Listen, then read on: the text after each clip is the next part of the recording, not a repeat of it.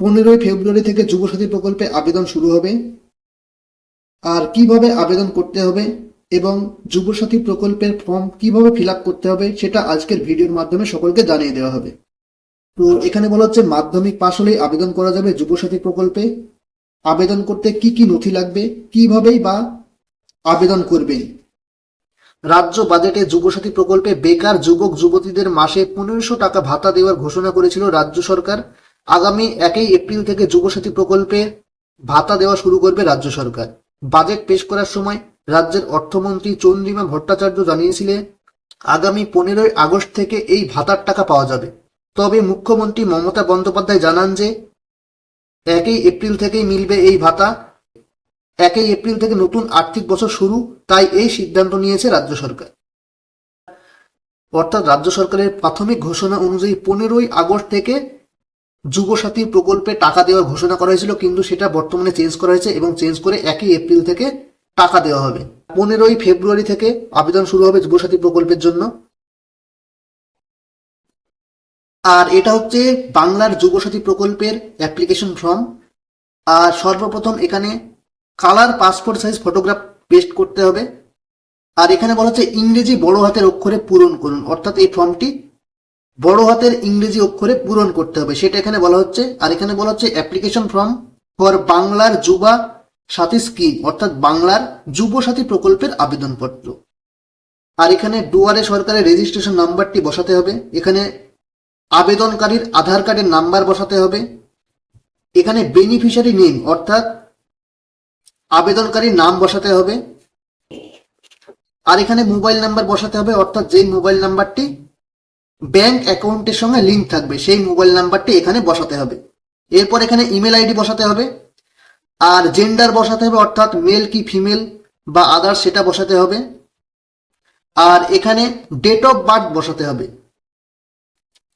এরপর এখানে father's name বসাতে হবে, অর্থাৎ পিতার কি নাম সেটা বসাতে হবে। এখানে মাদার্স নেম বসাতে হবে, অর্থাৎ মাতার নাম বসাতে হবে। এখানে স্পোজ নেম, অর্থাৎ স্বামী বা স্ত্রীর নাম বসাতে হবে, অর্থাৎ ছেলেদের ক্ষেত্রে তার স্ত্রীর নাম বসাতে হবে এবং মেয়েদের ক্ষেত্রে তার স্বামীর নাম বসাতে হবে। এরপর কোন ক্যাটাগরি সেটা বসাতে হবে, অর্থাৎ এসসি না এসটি না ওবিসি না জেনারেল সেটা এখানে বসাতে হবে। এরপর সেই সার্টিফিকেটের নাম্বার বসাতে হবে, অর্থাৎ যদি কেউ এসসি হয় তাহলে তাদের এসসি সার্টিফিকেটের নাম্বার বসাতে হবে। যদি কেউ এসটি হয় তাদের ক্ষেত্রে এসটি সার্টিফিকেটের নাম্বার বসাতে হবে এবং যদি কেউ ওবিসি হয় তাদের ওবিসি সার্টিফিকেটের নাম্বার বসাতে হবে।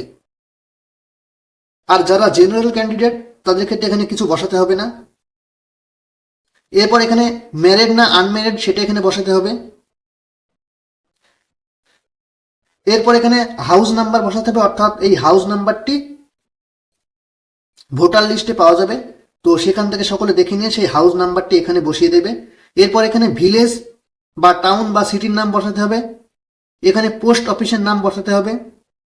এখানে গ্রাম পঞ্চায়েত বা ওয়ার্ডের নম্বর বসাতে হবে, অর্থাৎ যদি কেউ গ্রাম পঞ্চায়েত এলাকায় বসবাস করে তাদের ক্ষেত্রে এখানে গ্রাম পঞ্চায়েতের নাম বসাতে হবে। এরপর এখানে ব্লক বা মিউনিসিপ্যালিটি কর্পোরেশনের নাম বসাতে হবে।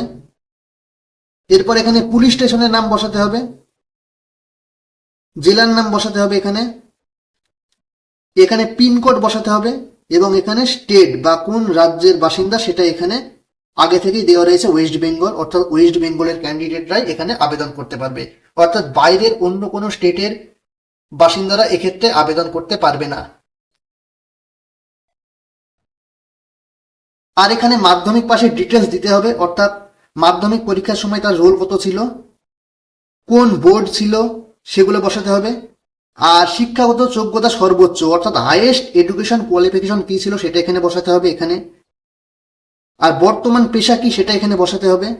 এরপর এখানে ব্যাংক অ্যাকাউন্ট ডিটেলস দিতে হবে, অর্থাৎ যেই ব্যাংক অ্যাকাউন্টটি আধার কার্ডের সঙ্গে লিঙ্ক করা আছে সেই নাম্বারটি এখানে বসাতে হবে, অর্থাৎ যে ব্যাংকের অ্যাকাউন্টের সঙ্গে আধার কার্ডের লিঙ্ক আছে শুধুমাত্র সেই ব্যাংকের অ্যাকাউন্টটি এখানে দিতে হবে। তো এখানে ব্যাংক নেম দিতে হবে, এখানে ব্যাংকের শাখার নাম দিতে হবে। এরপর এখানে অ্যাকাউন্ট নাম্বার দিতে হবে আর এখানে আইএফএসসি কোড দিতে হবে। আর এখানে স্কলারশিপ ছাড়া অন্য কোনো সরকারি সাহায্য পান কিনা সেটা এখানে ইয়েস হলে ইয়েস করতে হবে, নো হলে নো করতে হবে।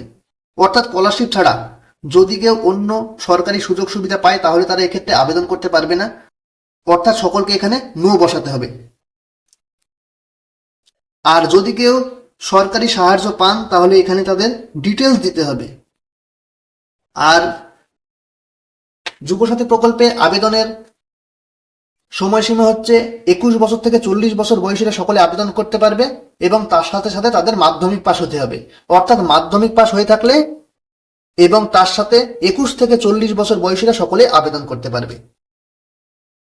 আর এই ফর্মটার সঙ্গে সেলফ অ্যাটেস্টেড করে যে সমস্ত ডকুমেন্টে জেরক্স দিতে হবে সেটা এখানে দেওয়া রয়েছে, অর্থাৎ এই ফর্ম ফিল আপ করার পর এই ফর্ম ফিল আপের সাথে মাধ্যমিক অথবা ইকুইভ্যালেন্ট এক্সামের যে অ্যাডমিট কার্ড সেই অ্যাডমিট কার্ডে জেরক্স দিতে হবে সেলফ অ্যাটেস্টেড করে, সেটা এখানে বলা হচ্ছে। এরপর মাধ্যমিক অথবা ইকুইভ্যালেন্টের মার্কশিট বা সার্টিফিকেট অফ এডুকেশনাল কোয়ালিফিকেশন, অর্থাৎ মাধ্যমিকের মার্কশিট দিতে হবে, কপি অফ আধার কার্ড, এরপর আধার কার্ডের কপি দিতে হবে, copy of voter card, voter কার্ডের কপি দিতে হবে, ফার্স্ট পেজ অফ পাসবুক অর্থাৎ ব্যাংক অ্যাকাউন্ট পাসবইয়ের প্রথম পাতা বা ক্যান্সেলড চেক বা বাতিল চেক, এই দুটোর মধ্যে যে কোনো একটি দিলেই হবে। এরপর কপি অফ এসসি এসটি বা ওবিসি সার্টিফিকেট, অর্থাৎ যে সমস্ত ক্যান্ডিডেটরা এসসি এসটি বা ওবিসি তাদের ক্ষেত্রে তাদের এসসি এসটি ওবিসি সার্টিফিকেট দিতে হবে, আর যারা জেনারেল ক্যান্ডিডেট তাদের ক্ষেত্রে কোনো সার্টিফিকেটই দিতে হবে না। এরপর এখানে সেলফ ডিক্লারেশন দেওয়া রয়েছে, এটা সকলে ভালোভাবে পড়ে নেবে। এই ডেটে অ্যাপ্লাই করা হচ্ছে সেই ডেটটি এখানে বসাতে হবে। এখানে সিগনেচার অফ অ্যাপ্লিক্যান্ট অর্থাৎ আবেদনকারী স্বাক্ষর করতে হবে। তো এইভাবে সকলে অ্যাপ্লিকেশন ফর্মটি পূরণ করবে এবং অ্যাপ্লিকেশন ফর্মের সঙ্গে যে সমস্ত ডকুমেন্টগুলি দিতে হবে সেগুলি আজকে এই ভিডিওর মাধ্যমে সকলকে বলে দেওয়া হলো। আর এই ফর্মটি জমা দেওয়ার পর একটি রিসিপ্ট কপি দেবে, আর এটাই হচ্ছে সেই রিসিপ্ট কপি, অর্থাৎ অ্যাকনলেজমেন্ট দেওয়া হবে।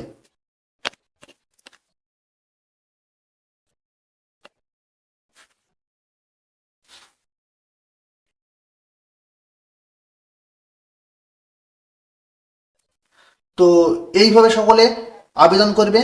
তো এই আবেদনটি শুরু হচ্ছে 15ই ফেব্রুয়ারি থেকে, অর্থাৎ 15ই ফেব্রুয়ারি থেকে এই আবেদনটি শুরু হবে। আর প্রতিটি বিধানসভায় ক্যাম্প বসবে এবং সেই ক্যাম্প থেকে এই আবেদনটি জমা নেওয়া হবে। তো এটাই হচ্ছে আপডেট। আর এই ভিডিওটি ভালো লেগে থাকলে লাইক কমেন্ট শেয়ার এবং চ্যানেলটি অবশ্যই সাবস্ক্রাইব করে দিয়ে পাশে থাকা বেল আইকনে প্রেস করে রাখবেন এইরকম নিত্য নতুন আপডেট পাওয়ার জন্য। ভিডিওটি পুরোটা দেখার জন্য ধন্যবাদ।